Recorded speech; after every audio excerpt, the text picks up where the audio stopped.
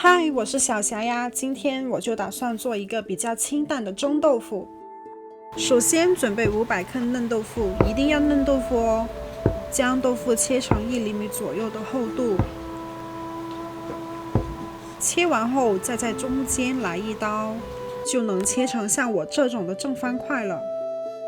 切好后摆盘，准备一下配料，切适量葱花、辣椒圈，还有蒜蓉。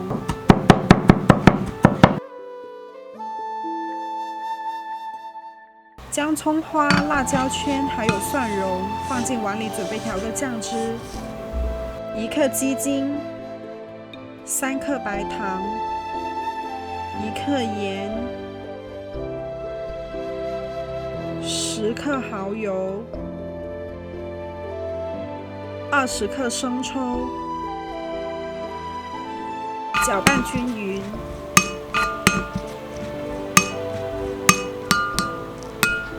起锅烧水，放豆腐下去蒸6到8分钟。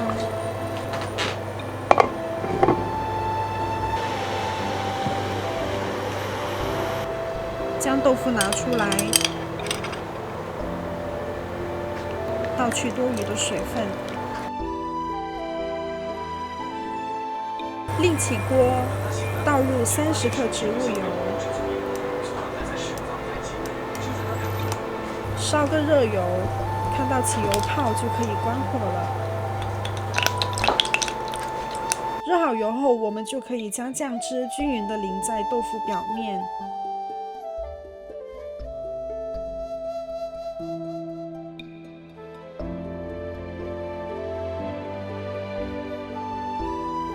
最后浇上热油就好了，一道简简单单的蒸豆腐就做好啦。